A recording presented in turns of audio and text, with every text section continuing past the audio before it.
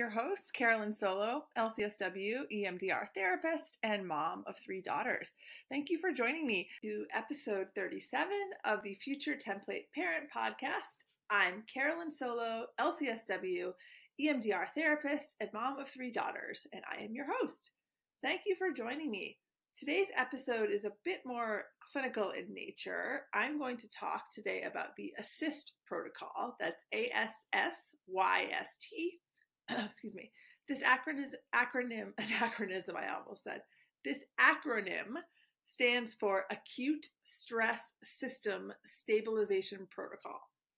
I'll talk about its origins, what it is, and when to use it in an intensive. So, who developed the ASSYST protocol? So the ASSYST, like I said, the Acute Stress System Stabilization Protocol, is an evidence-based protocol created by Dr. Ignacio Herrero, and it's effective for individuals and also has been used in groups, which is cool, for people or groups that have experienced a traumatic event.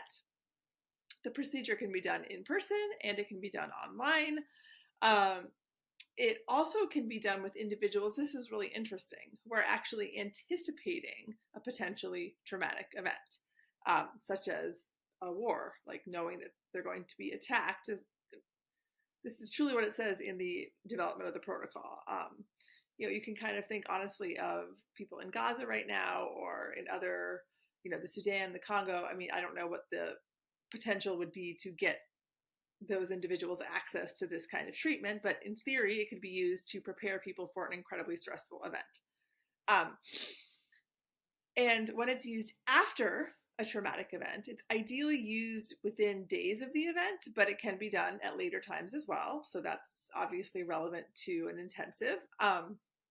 Certainly, you could be doing an intensive very soon after an event, but of course, it might be longer as well. So you can use in both of those situations, relatively soon or, further on down the line, depending, and how you use it might be slightly different based on how long it's been. So the ASSYST protocol has its roots kind of in EMDR. It uses bilateral stimulation to help the brain begin the healing process that it may be struggling to do on its own. It's important to note that the ASSYST protocol is not EMDR, okay? But it shares a great deal with EMDR. And you'll notice some of the similarities when I describe the protocol itself.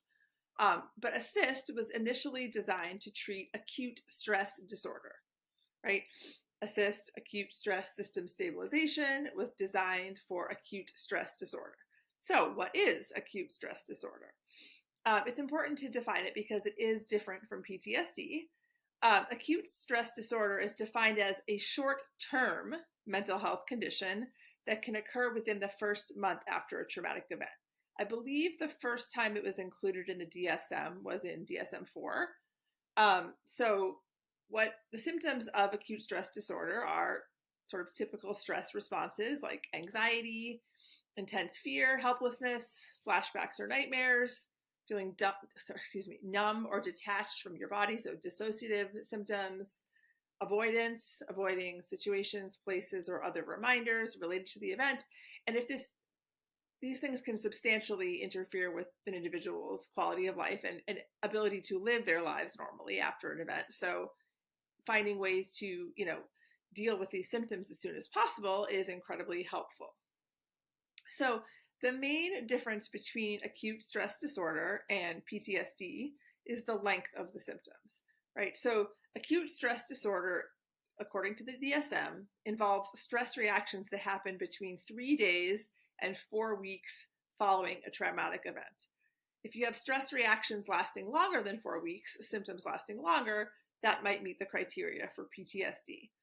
So one thing that the ASSYST is designed to do is maybe help acute stress disorder from developing into full-on PTSD. If you can sort of reduce the intensity of some of the symptoms very, very soon after the event, you can also hopefully reduce kind of the longevity of the symptoms, and maybe the person will not develop full-blown PTSD.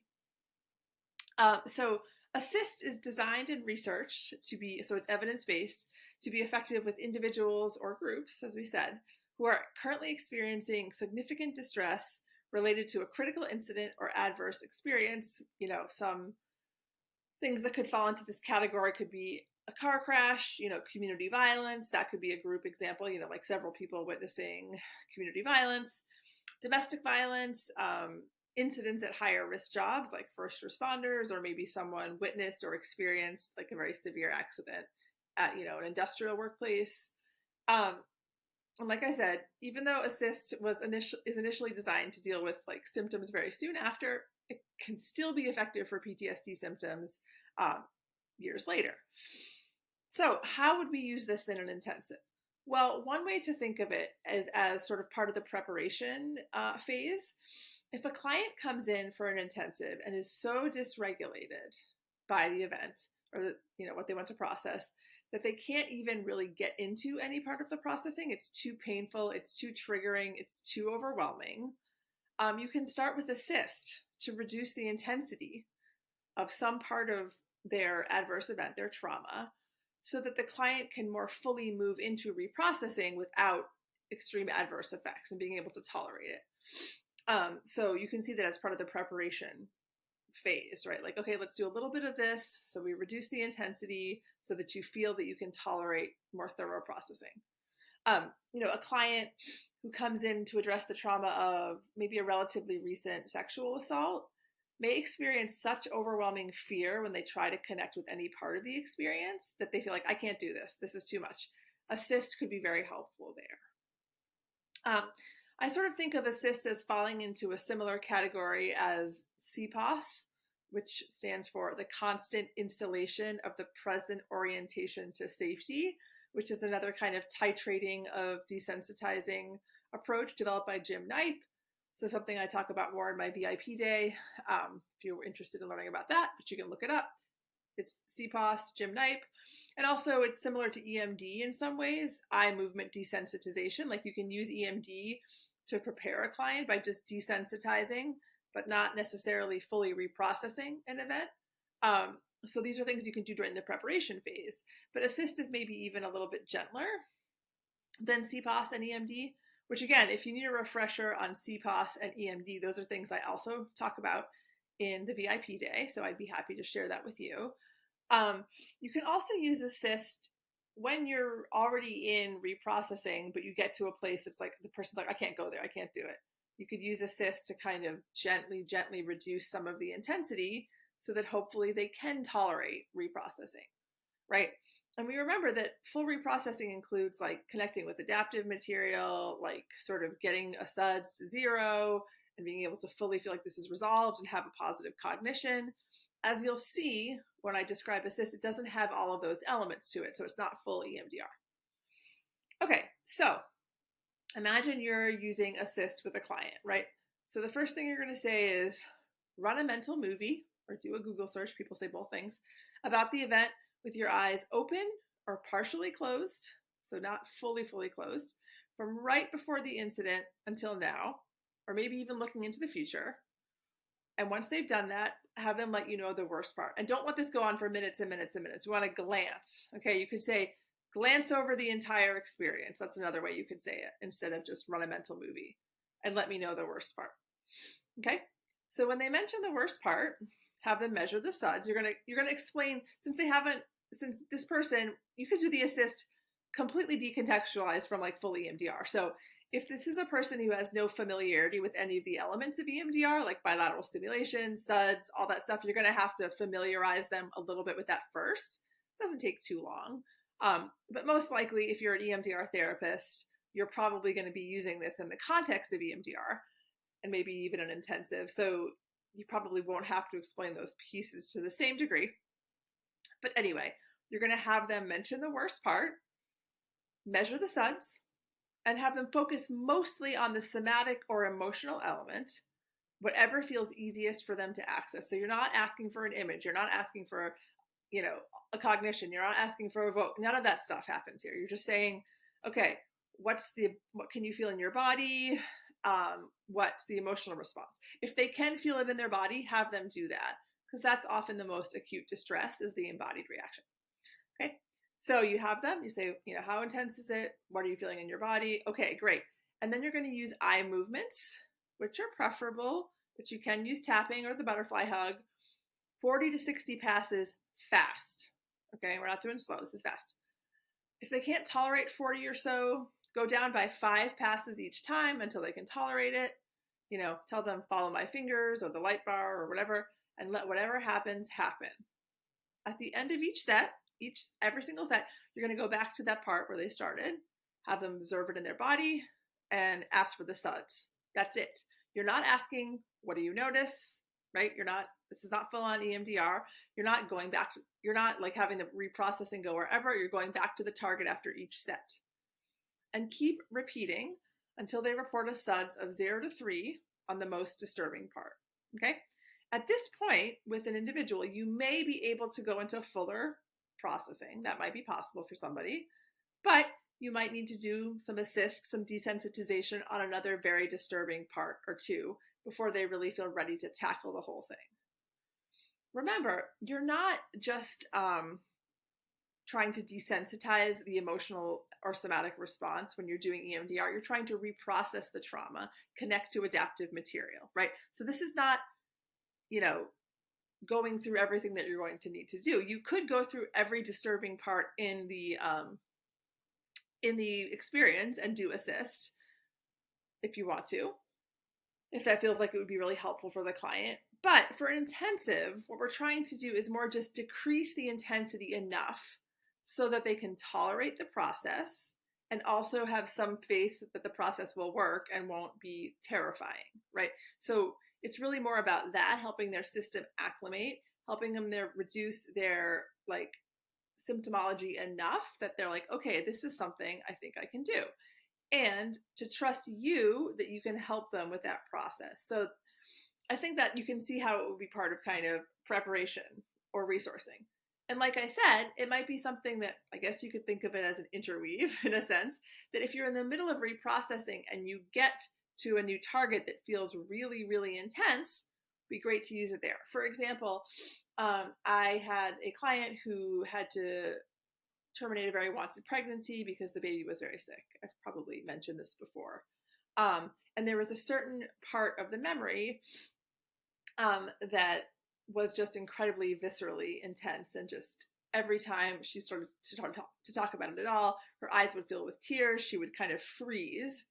We did ASSYST on that memory, that target, to reduce the intensity enough that she then felt she could tolerate reprocessing.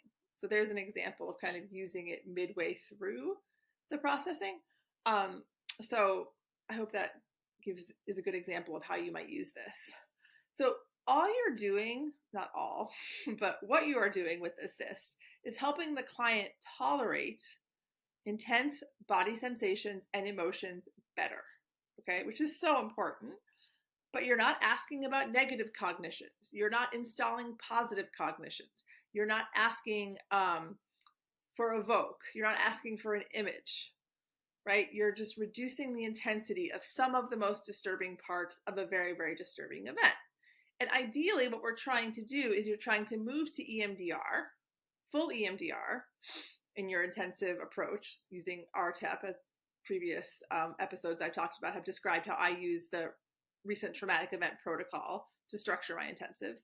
So when you feel like the ASSYST has helped the client get to a little bit of a more stable place, you want to move to full EMDR, right? That's the goal. But this is a great tool to have in your toolbox. And I talk about this more fully in the VIP day, give some more examples about how I've used this. We can, if I'm meeting with you one-on-one in the VIP day, I can answer all the questions you might have about how to use this. I find that not a lot of people have heard of this, which I think is interesting because it's so effective. And I also have found that when I teach this to people, they're like, that can't really work. And it's interesting. I don't really know why people have that reaction. I wonder if it's because it's not like full EMDR or something. And that, the research shows that if you're doing this kind of in isolation, just with someone who's had a recent trauma and you're just trying to, really deal with the acute stress disorder, that it can make a difference in like an hour, and people have a hard time believing that. But, you know, trying it is believing, I guess. So I would encourage you to test it out. And, you know, it's something you could use with an hourly client. Yeah. So experiment with it, you know, do some research on your own. There's some trainings online where you can see like examples of Dr. Herrero actually performing ASSYST on, performing, that sounds strange. You know, in a training. It's a volunteer, like not an actual therapy session, but you know, you can see how it's actually done. But it's pretty simple. And what's kind of cool about it is, in some ways, you can teach it to other people who maybe aren't fully EMDR trained. And I know that's kind of controversial because some people would say, oh, never do that unless you've been fully trained in it. But I think that if you have some foundation in kind of like understanding the nervous system, polyvagal theory, kind of upregulation, downregulation, you know, this protocol could make sense to you even if you're not fully EMDR trained. So that's kind of an interesting thing to think about. But again, I'm sure that's controversial. Some people would say, what are you doing? Just telling people how to do something without, you know, sending them to a training. But something I do think is important is I like to democratize some of this knowledge. I don't think that, you know, every single clinical tool that we can use needs to be taught in a 4, 5, 6 hour training, but you know, that's just me. Yeah, so I'm going to talk more, like I said, I talk more about this in my VIP day. In my group program that's starting in the fall of 2024, we cover this as one of the tools, the clinical tools you can use. If you have more questions on the protocol or how to use it, I'd love to hear from you. I'd also be so interested in hearing from anyone who's already used it themselves or was trained in it and has any feedback on how it's worked, or if you think that I've explained it wrong or anything. I just think this can be a really cool tool that's not really taught in basic training that I would love to see more clinicians use. So if you have experience with it, I'd really love to hear about that. If you want to get in touch with me and tell me those things, you can contact me on Instagram at Future Template Parent. You can also look me up on my website, www.futuretemplateparent.com. That's where you can get all of the updates on my offerings. You can get general intensive support. You can get on my email list and not miss any exciting episode of the podcast, or get notifications about all the things I'm doing to help support you EMDR therapists who want to offer intensives or who already are and want more support. Have a great week, everyone. I hope you enjoyed this slightly different episode, and thank you as always for listening. The support of this podcast means so much. Take care, everyone. Talk to you next week.